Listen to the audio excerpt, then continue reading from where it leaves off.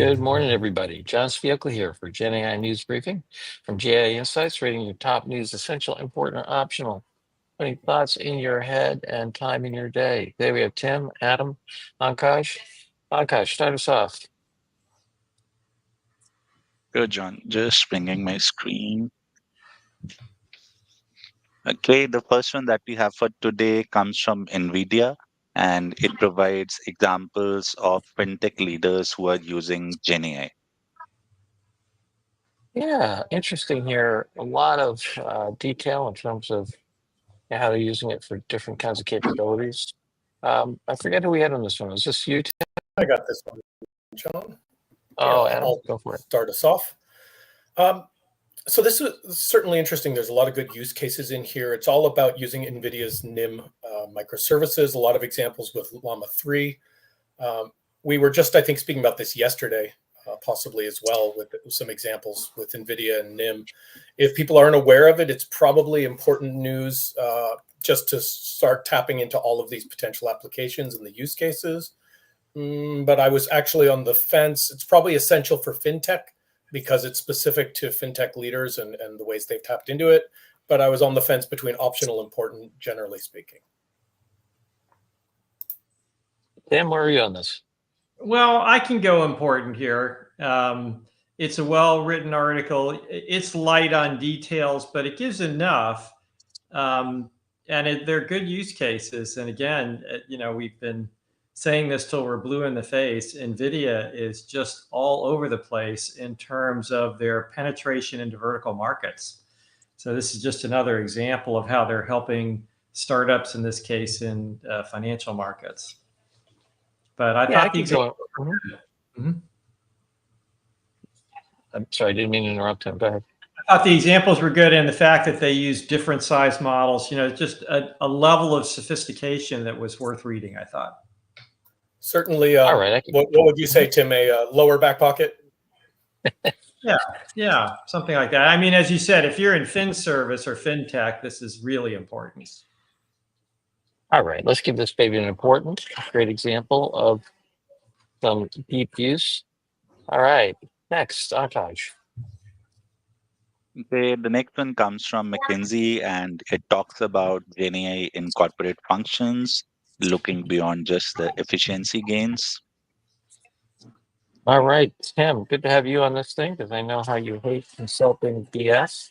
What do you think of this one? Yeah, it's okay. It is a little lightweight. I would probably give this an optional. We love to, what's the old joke about consulting? It takes 1,000 points for an associate to draw a line, and 2 points for a principal to draw a line, and 1 point for a partner to draw a line. And this is a partner line. So there's just not enough data to really start saying these people are trending this way and those people are trending that way. There just isn't enough data. So I discount all the data stuff. If I go from 1 to 2, I've increased by 100%, right? But it's meaningless. So it's okay.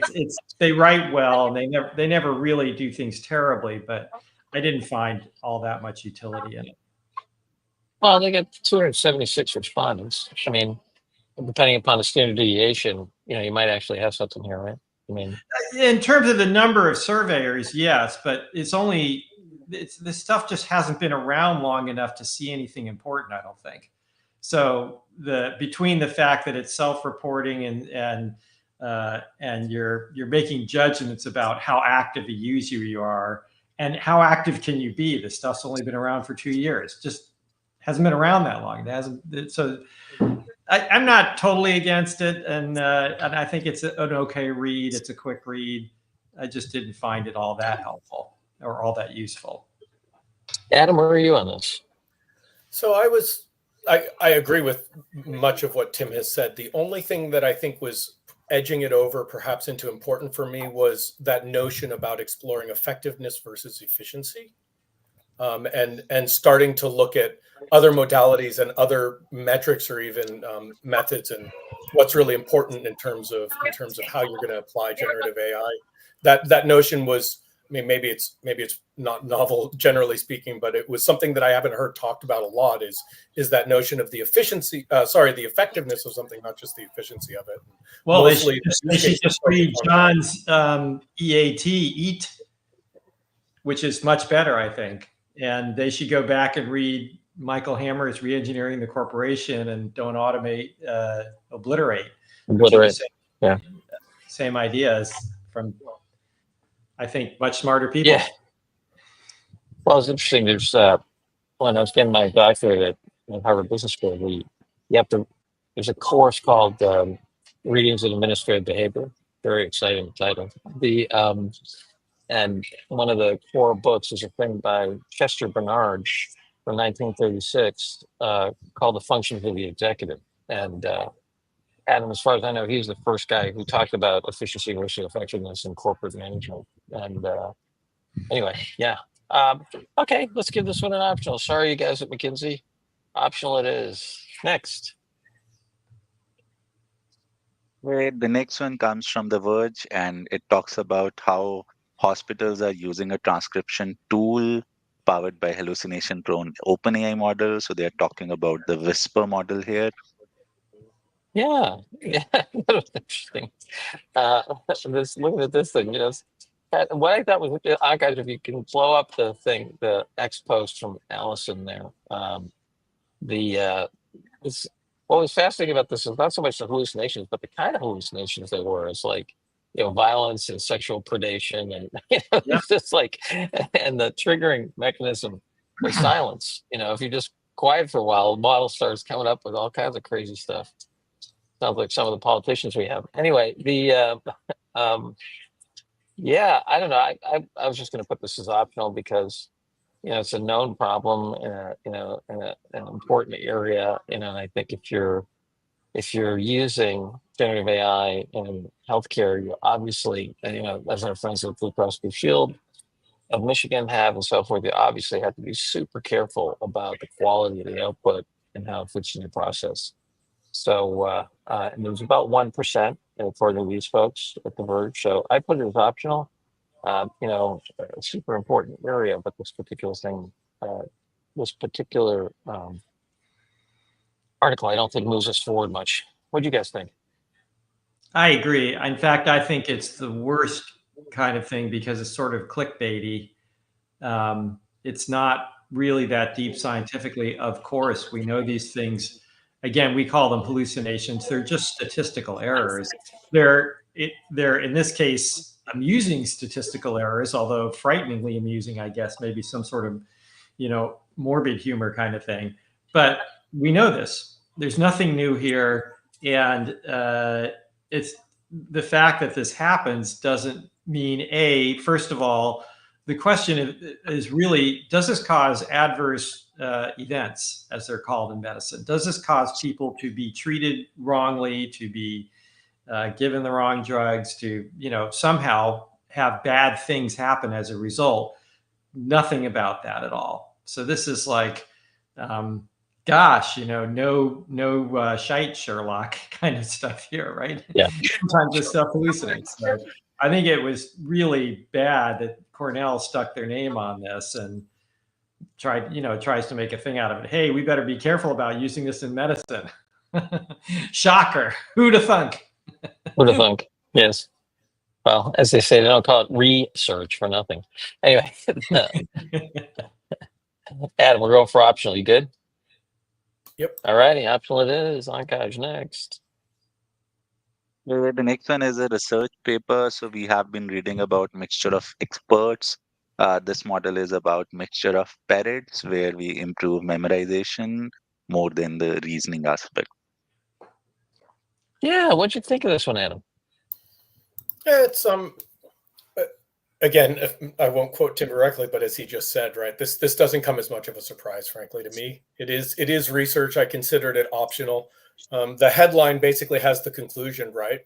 When you have a bunch of expert models and they're effectively parroting as you give them more and more information, that they will improve at memorization tasks, but it won't help them with the reasoning.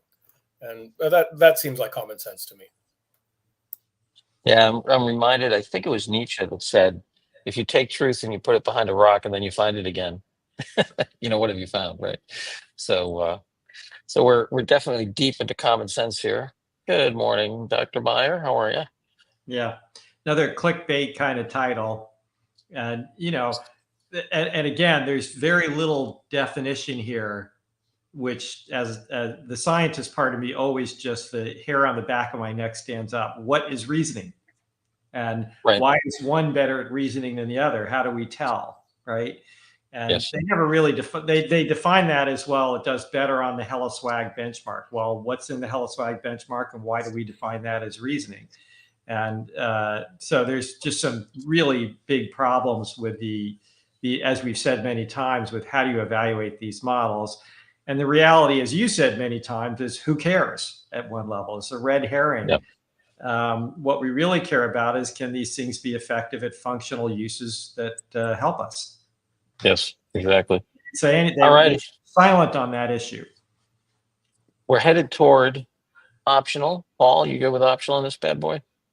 All right, Akash, next.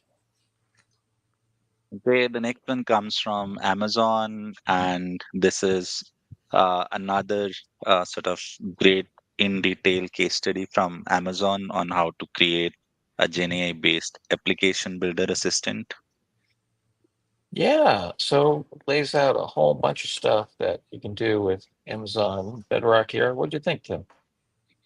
I think this is interesting. This is catch up. As we've noted, AWS has been playing catch up from the beginning here. All the other large foundation models, all the big ones that we talk about, generally already have something that enables agentic workflows, as they're now called. This is very good in its basic approach, and it gives you architectures. And Amazon is good about this geeky stuff, but this is pretty geeky. And the question is whether it will help their position. It definitely at least lets them answer the question, yes, we can create agents, but it's still API based, programming based. You got to be an AWS person to get anywhere with this stuff. And so the question is, how is that going to fare against the GPTs you can create with OpenAI, as an example? So, marketing always says, hey, get the users to do things that are really easy and impressive, and don't worry about the deeper stuff. And that's usually a successful plan. So we'll see. This looks good. And maybe Amazon, with its position in cloud computing in so many enterprises, will make hay with it. But right now, it's catch up, and it's still master craftsman stuff. It's not for end users. So I would say optional. If you're a developer, absolutely essential, but optional for AI leaders. Let me argue for important, Tim, and see if we can move discussion. I actually think that there's so much confusion from people I talk about on what is agents, knowledge base, and everything else. So I think this particular graph is simple enough for a super non-technical AI leader to at least understand and demystify, agents a little bit, because I do think it's about helping them understand that these technologies allow you to get your data and these different knowledge bases, wherever they are, out in different apps. So, but I do agree, it's not a particularly new use case. I won't argue. That's a good point, and it's a reasonably well-written article. I think it's a little bit in the weeds, but you're right. This stuff is good about, at least they have an idea of what their framework is and they write it down. Yeah, and it's good. Rather than just saying Agentic is fantastic, go buy it. Yeah, I'm good with important word. Adam, you okay with that? Headed that way? Yeah, I was on the optional side. I would say important if you're an AWS shop, but I don't know how many people are already applying Bedrock. I don't have numbers around that to really get a sense of the scope of it. Paul's points, though, I think are, I guess, platform agnostic in some ways. So I could support that. All right, Lucinda's weighing in on important. I'm going to head that way. AWS, I do think they've got dominant market share in cloud. They I don't know where they are. They're still very dominant. Azure has made some inroads, but Amazon is probably 2x still Azure and bigger than that over GCP? Yeah. Last I looked at the stats, which was a long time ago, they were huge compared. Anyway, all right. We're going to go for important. Thank you, Lucinda, pushing us over the edge here in the spirit of democracy. Ankaj, last article, please. Okay, the last one comes from The Verge, and it talks about a definition for true open source AI. So we have been discussing about this in multiple forums, and now the Open Source Initiative has released its official definition. Yeah, so the great king of open source, OSI, has come in and said, I think it's pretty reasonable set of open, that a good definition of what open is, which is, source code, weights, and data. Thank you very much. That's what open is. And Llama, you can call it open, but it ain't open. And so I thought this is essential because it's so much, so much baloney and unnecessary confusion, right? Anybody who's been in the open source community understands that what they're calling open is not open. And, I think this is the most influential body, I think globally, right? But In did terms they, of this. John, no one's going to listen to them. Did they propose? I didn't read this. Did they propose what Meta should call it? Because Meta's not going to change what they call this. No, I know. But I mean, I think that you got to, in the spirit of Marcus Aurelius, right? Justice must stand against tyranny, Well, So I mean, one of the things we're struggling with on our buyer's guide is everything is called open. That we actually put that in quotes and just say, they're calling open, and here's a real definition. Is it just confusing the reader? But I do think it's great that they at least have a definition stake in the cloud on this. Yeah, so we get a definition and put the providers up against, and just sort of say, according to the, they call it this, the OSI, according to the OSI definition, they're not on these, downloadable is not open. So how about the two folks who actually are? Well, this is a discussion we had. I can't remember if it was this week or last week at the Learning Lab where I brought this up. The true definition of open source is I can create an instance of what you created, exactly the same thing. And if I don't have all this information, I can't do that. So this, and this is as you say, this is the body that has the most influence. So I think it's important, if not essential. And yes, language, as Alan Kay, our mutual friend, said, language gets colonized. The marketers just call everything whatever they want. And so, yes, Meta's not going to stop calling their system open source, but at least you can say, well, it's not open source according to the people who define open source. It's Meta's open source, which means it's not really open source. So I think at least it stages the battleground, if you will, and marks out some territory and makes people more aware of what the differences are. And by the way, this also, I think, is important because it builds into this thing we've been saying for a long time, which is data is really an important form of IP and an important form of differentiation. And that's the reason, in my mind, I don't know, but in my mind, in the halls of Meta and others who quote unquote claim to be open but don't want to release their data, training data, that's the number one issue. They realize if they release their training data, they really are on the same ground. They've given up all a lot of their competitive advantage, let's say. Well, and I think as the article points out too, it may open them up to legal liability. Well, then there's the other part, which is if they've been cheating all along, then they don't want to have their what is it? Warren Buffett said, when the tide goes out, you see who's naked. Yes, who's swimming naked. Yes, So Adam, you noted the fact that the Linux Foundation a few days ago came out with something as well. I didn't have a chance to look at that. How does this compare to that? Their definition. Yeah, I didn't read it. It's just the article actually references it. It was just from the 25th. It proposed open source and open science, and that was whether or not it was getting into the weights or not as a distinction. But I think OSI's approach here makes more sense.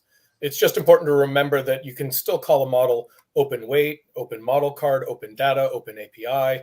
There's lots of ways to say your model is open without giving it the full open source label, and it could still adhere to this standard. Yeah. Vivek's making the case for important here, I, and I And just, I was on board with you, John, for essential as well. I was I essential, think people John. need to know yeah. about this. Yep. All right, I- essential it is. Got a nice crisp definition from the OSI folks. Who says engineers don't know how to write? Okay. Um, guys, if you give us the tote. I was not at the Learning Lab last night. Anything to share with our audience from the Learning Lab that's now up on our site? Yeah, John, we finished the second half of the state of AI thing, and one of the things we had at the end was we looked through the predictions they had. So we made a Yeah. virtual time capsule. So I went and we're gonna have that. We had the team went through and will agents take off next year, and where will Apple be on? And we put that in a virtual time cycle. I put a tickler on my calendar, and we'll come up and revisit a year from now. We should probably go All right. back because we've been doing this for more than a year. What happened? Yeah, I know. Yeah, it's true, Tim. I know if we talk about predictions, but it'll be interesting to see. And John, one of the things I think we brought in, and Tim was leading it, is, are we at peak agent hype cycle right now? And 12 months from now, we won't even be talking about it because there's going to be a little subroutine and different things here, or we're really, really big. Anyway, it was that I thought that was an interesting part of the conversation. Yeah, I just think it's Yeah. going to take a while because, first of all, it's more complicated. And second of all, to your point with your EAT framework, people are going to be on the E part, just, doing better old things, as Alan used to say, right? They're just going to be improving efficiency for a while. And that's going to be good, by the way. You can make money doing that. Yeah. And they're going to do that for a while. And all this other complex agentic stuff, they're going to say, well, we'll get to that. We'll get to that. It's going to be important eventually, I suspect. But it could be a few years before it really begins to influence things. It just takes time for people to learn all that stuff. Yeah, I mean, I just keep going back to, objects and middleware. Like, isn't that's what we're talking about, really? I mean, whatever. All right. Excellent. Let's do the tote board here. We got one essential with OSI and a couple importance with fintech leaders and GAI based Amazon Bedrock agents, and the rest we put in as optional, including our friends at McKinsey. All righty. Any other announcements? Oh, one other thing for our viewers. This is a really important week for earnings announcements. So I think a lot of the big tech companies. Google is today, I believe. Yeah. So it's going to be Microsoft. So it's going to be Meta. We're going to some big earnings announcements. Also, the consumer price index is coming out. So is the unemployment report. All, of course, U.S. we're talking about here. But that usually has a pretty big influence on the global markets. So something to keep an eye out on. Anything else in terms of announcements? If you haven't voted, vote. The only thing yes. you can do in a democracy that is guaranteed for everybody, in theory. Yes. Yeah. And John, on the Boston community side, part of our public-private partnership is the AI Blueprint, which we do tactical things. Today from 12 to 5, we have the first citywide AI career fair, and 1,778 people have signed up for it. So we were hoping for 1,000, and it's going to be Dell, WEX, IBM, unbelievable amount of companies here. And next year we should have 5,000 to 10,000 of it. So talent is a shortage, not AI technology. And these companies cannot find enough people who know this stuff, both in business, traditional business, and technical roles. Awesome. And just for our viewers too, we've mentioned this EAT framework a couple of times. Just to give a short version, I can give a longer version later. It's really simple. It's the idea that when you're taking any new technology, especially this one with generative AI, there's a whole process of education, so you know enough so that you can actually see what the value is and have an intuition about where it might be used, even if you can't build it yourself. Then there's the notion of applying in a practical way, usually doing what Tim said, doing the old stuff better. And then there's a process of transformation. And each of these generally take on the order of, a year to 18 months. Certain organizations can go faster, but so it's really, we really think for most organizations, it's going to be like a 3 to 5 year transition with a lot of attention and activity. So thanks for pointing that out, Adam. That's what we mean by the EAT framework. All right. Great. Well, that's all we have for today. See you guys all tomorrow, and happy codifying of unknown stuff into your models. Bye bye now.